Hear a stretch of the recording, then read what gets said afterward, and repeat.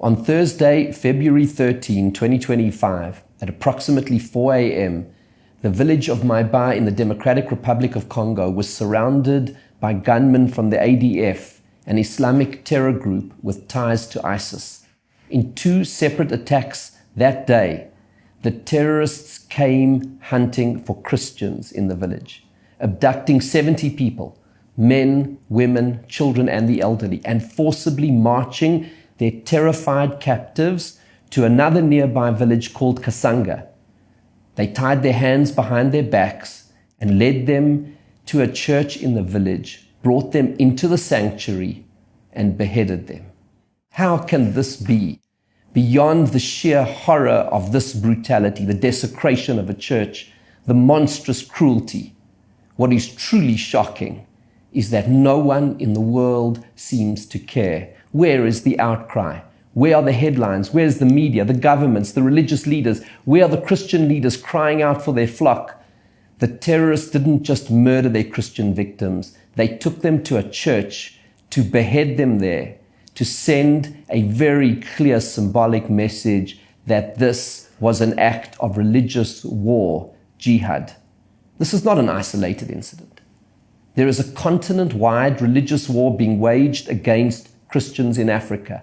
Each year, thousands of Christians are murdered, raped, kidnapped, and beheaded for their faith, burned inside their churches across the continent. The extent of the threat is massive.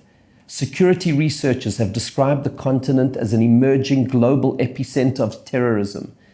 The European Union Institute for Security Studies has estimated that more than half of all conflict violence targeting civilians in Africa arises from Salafi jihadist terror groups.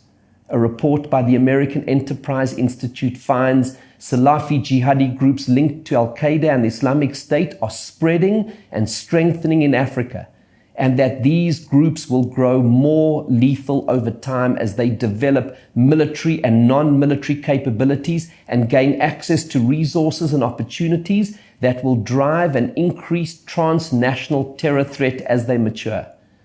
According to the development organization Aid to the Church in Need, across Africa, from sub-Saharan Africa to East Africa, there are at least a couple dozen terrorist organizations that have as their ambition to install caliphates in their territories.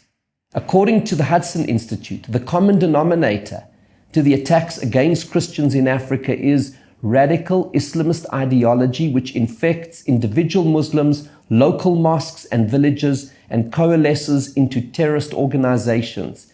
And menacingly, small organizations eventually find their way into global Islamist networks. The scale of the threat can already be measured. The Global Terrorism Index gives a composite measure of terror activity in the country, weighted over 5 years and made up of incidents, fatalities, injuries, and property damage. It ranks countries ranging from Mali to Nigeria, Niger, Chad, the DRC, Kenya, and Mozambique as greater terrorism threats than the traditional staples of Yemen, Iraq, Iran, Egypt, and Pakistan. According to the Global Terrorism Index, in recent years, the majority of all terrorism deaths globally occurs in sub-Saharan Africa. What this means is that African Christians are experiencing the brutality of an October 7 all the time, and no one seems to care. I have not heard any global or African Christian leaders taking up this cause. Where is the South African Council of Churches, the World Council of Churches? Where are you? Don't you care? The South African government doesn't seem to care. The African Union doesn't care. The United Nations doesn't care. Just last week, I received an international delegation of senior religious leaders driving the agenda of faith communities for this year's G20 meeting in South Africa. I told the delegation that this issue of the jihadi war waged by Islamic terror groups across Africa must be top of the G20 agenda, especially since it is being hosted in Africa. They were uncomfortable with this, preferring to highlight what they called issues of social cohesion or religiously inspired violence. I said to them that unless we can call this threat by its name, a continent-wide jihad, Christians will continue to be persecuted and butchered. This denial and moral obfuscation must end. I'm a rabbi. Why am I the only one who is raising the plight of Christians in Africa? But I cannot watch the carnage and stand by and do nothing. I cannot do this alone. That is why I'm turning to you, to everyone who is listening to this. Now, go speak to your pastors, priests, and church leaders. This must be the subject of sermons this coming Sunday in every church across South Africa, across Africa, and across the world. Call, write, implore your leaders to act, to talk about this issue in church, to take it up with politicians. If you need more information, contact me and I will link you with experts and research in this field. If you're in the United States or the rest of the world, contact your senator, your congressman. If you're in South Africa, speak to members of parliament, write to the president. We must all act. We must raise our voices. We cannot sit by passively and allow this carnage to continue. The jihadi war against Christians in Africa must end.